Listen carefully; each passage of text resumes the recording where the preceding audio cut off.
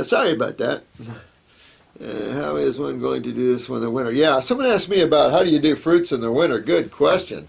That's one of our biggest issues here. And I've always said use warm herbal teas. You could use some steamed vegetables, some warm soups. To do 100% raw, I do have people doing that. Some serious cases. People are doing all the fruits, berries, and melons through the winter. Once in a while they get a little fix. But you do the best you can. You know, no one's over your head with a sledgehammer. As some of you guys really suffering, I would keep going. You know what, with the pain and the swelling and all these multiple problems, it ain't worth it. Who cares what it's like? Or move south. But really got to get this. Some of you have no choice because where you're walking isn't a happy place. You wanna walk back or jump off onto this other road and get honking down this road and get your lymph moving, get these acids out. Going to take you a while. Don't panic. Don't freak out. Keep working the program. Keep working it. Every week you do it. Every day you do it. You're getting deeper and deeper into the world of health. Might not feel it, but inside of your body is every day you do this. And then you realize how chronic things really are today in this world. Some people, easy piece of cake. Those days are almost gone where you can clean them up just on a raw food diet. You notice a lot of you are on raw foods, and until you stepped up to the fruit and added the herbs did you really start seeing some good results. And I've always said we've reached such a chronic level now, difficult to use the fasting techniques and the raw food techniques to get some of these people cured up. So it takes the botanicals, I think. And it just, you guys are just bearing that out. So yeah. Lynda Raven. Thank you for that. This question was thoughtful 20 on the hernias. You know, again, you're going to clean your body, you're going to remove the acids, but then you're going to fix that with the parathyroid gland. Make sure you're utilizing calcium well. We've talked about hernias before. You really want to clean that area. Remember I told you about the guy, they found a nest of worms in his groin. He had a groin hernia, and they found a net. Well, we detoxified, he started getting all these worms out. And his medical doctor even said, he was freaked out, but he said, my God, I bet those worms were living right in that hernia. I thought that was pretty good of him. He wasn't there slamming me.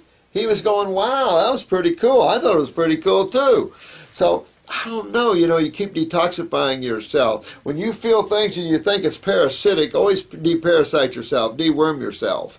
Because you can have little spasms and little twitches of the nervous system and make you feel parasitic. Some people have gotten a little overboard with the parasite thing. But on the other flip side of that, some people are heavily laden with parasites. So you got two sides. Never hurts to be sure. It never hurts to clean the body out from worms and flukes and parasites, because they'll get in the brain. They'll get all over. This blood. Someone mentioned the blood-brain barrier.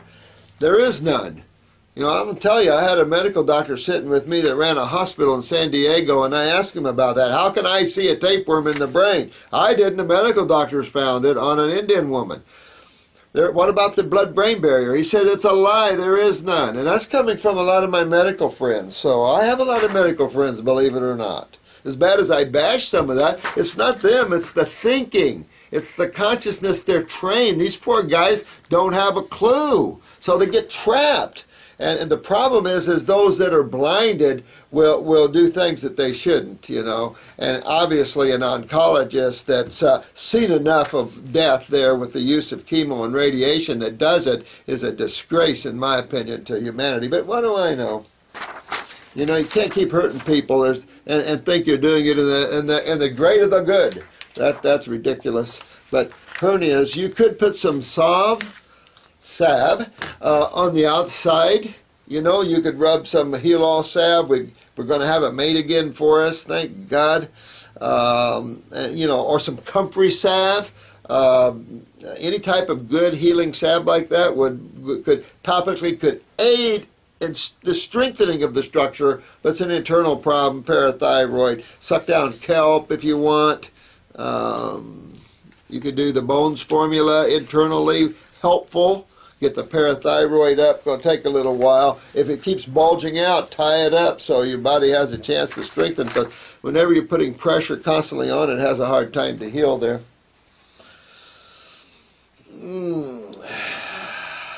Astro, thanks for the comment about the non-religious agnostic person. Because I tell you what, I've been there too. I've been to all of these places, I think. Maybe not all, but I've been to a lot of them, and I'm to the point where I see the beauty of life. I've stepped back and threw it all out and went, wow. Just looking around shows intelligence. The guy in the wheelchair, I can never remember his name. He did a thing on the universe the other day, and there is no God, because he was trying to describe how everything came out of the bang and how the atoms work and everything. The problem is he doesn't understand consciousness and intelligence. So I disagree with this guy. And maybe that's why he's not getting out of his condition, isolating himself away from the Supreme Being. But that's the beauty of it. There is an awareness behind everything. Everything has intelligence. Of course, according to Rush Limbaugh, chickens are just there to eat. They don't have consciousness. Now, this question was about MSM. This person has been on methadone for chronic pain control and is MSM. I do not recommend a sulfate compound whatsoever, ever, because of the cumulative effects and the suppressive effects of the lymph, which exacerbates the pain. I've had people on this MSM for years for bone and cartilage regeneration. Notice now there are good parts about the FDA. The FDA did come around, I believe, and did say that. And when you see the FDA being honest and full of integrity, I like that. But when you see them slamming things that they have no to me, jurisdiction over or no rights over, like herbs, I mean, some of the stuff they say is totally ridiculous. So you can see where part of it's corrupt, part of it's good, and it's like, come on. But, we're just lost in these isolates, and we need to get out of these isolates, especially sulfur compounds. I've seen nothing but harm with sulfur in long-term use in terms of suppressive issues of lymph, and of course we know it's a major fungal proliferator. So it creates a lot of excessive fungal problems in people, and of course there's uric acid. So then you see a lot more uric acid problems, so a lot more pain. So what you're doing is taking a substance that actually can sit there and exacerbate your pain, man. So you want to get yourself off of that, Raven.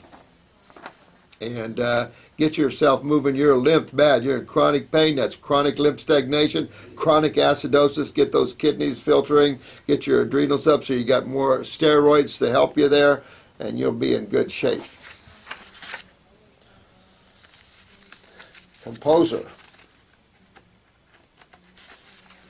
Fasting on blue grapes, and I have heard aches, rashes, fever, burning in the head area, short-time weakness in the body, tired in the middle of the day, mucus stuck in the nose, depression, but no tumors yet. Well, keep going. Maybe one will pop out on you. I'm telling you, you guys are doing such a good job. Hang in there, dear one. You'll come out of this.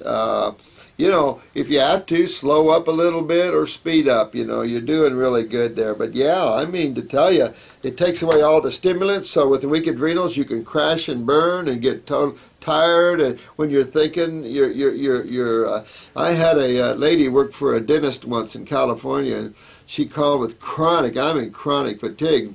So we took her off all the meats, put her on raw fruits and vegetables. Now, I put her on raw fruits and vegetables. Well, she got so tired she thought she was going to die. She had to go to bed, and she was constantly in bed. And the dentist called me and he said, I know you know what you're doing, but I think she's going to die. I said, no, just hang in there. She's on a ton of nutrition because she's eating, and she was doing some juice. But I said, she's getting plenty of nutrition. She's not going to die, but she definitely has chronic adrenals. So that went on for 2 or 3 months. And then I didn't hear from her. And I forgot all about her because I'm so busy, And then I get to, something just said, oh man, what about her? I wonder what happened to her. So I had Kathy call her, and she said, I'm so sorry I didn't call you. She said, it was but a few days or weeks after I talked to you last that she said an energy came into my body. I can't describe it. She said it was so powerful. She said, I've never been tired since. I never get tired. And I knew she had touched it, So that's the sort of thing you can go through in detox. You can go through some real fatigue days. Mucus coming out of the body, out your nose, out your mouth, out your ears, out the vaginal, out the rectal, and out the urine.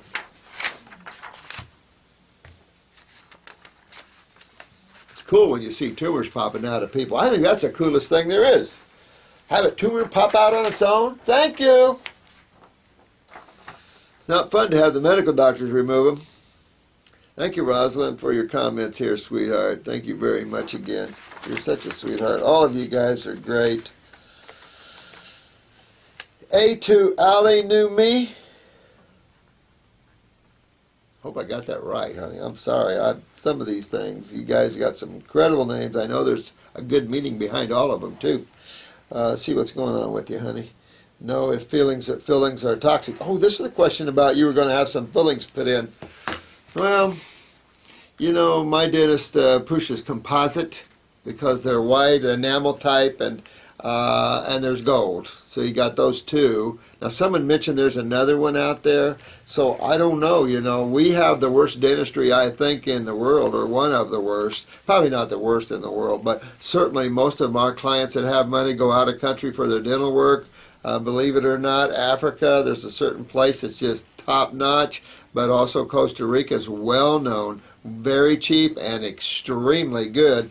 I met a dentist in Portugal that laughed at the dental work that America does, just thought it was terrible. And I look at in Portugal, the printing, and the paper, and the inks, my God, incredible. I mean, we definitely are walking behind the pack in certain ways, but our ego just keeps us out in front, doesn't it? But sweetheart, you know, use a composite or gold, in my opinion. You definitely don't want to put amalgams back, and they're still doing it. I can't believe they're still doing it. Thanks for the comment, sweetheart. Appreciate it. First time I think I talked to you, right, honey? But send me your name. Upper lymph expectorant. Yeah, good question. You know, I don't know so much about what Dan said about watercress being that. I think that the whole key here to the expectorant head to toe is the kidneys and adrenal glands. Definitely one of the biggest issues to upper lymph drainage is the colon. Really has a major connecting link there, so you got to clean up the colon to get a better drainage from sinuses, guaranteed. So that'll do it. Astringents are pretty astringent systemically. I mean, there are herbs that are better for blood circulation upstairs than downstairs for sure. But in terms of herbs that pull lymph from the brain as opposed to them, I would say more your upper respiratory expectorants, mullein, fenugreek, pleurisy root, things like that, of course, have a much more specific sinus, bronchial, and lung expectoration issues. So the 3-lung tea would be good for that. I think those are things that would help that. Chewing on horseradish root, add ginger to your mix there, that all helps in terms of moving lymph aggressively. Cayenne pepper, be real careful with too much of that. Can cause mucus if you do too much. Horseradish is a little better, I think, in chewing on that. Neck stiffness. Here's another case. Julia here, honey, you got neck stiffness. Ears are hurting at times. Yeah, I'll tell you, work on the GI tract, sweetheart, and get your kidneys going and get your adrenals up, and you'll be okay, okay? Originally from Hawaii. What a beautiful place. Okay, this is Rio Girl. Hey, I haven't heard from you in a while.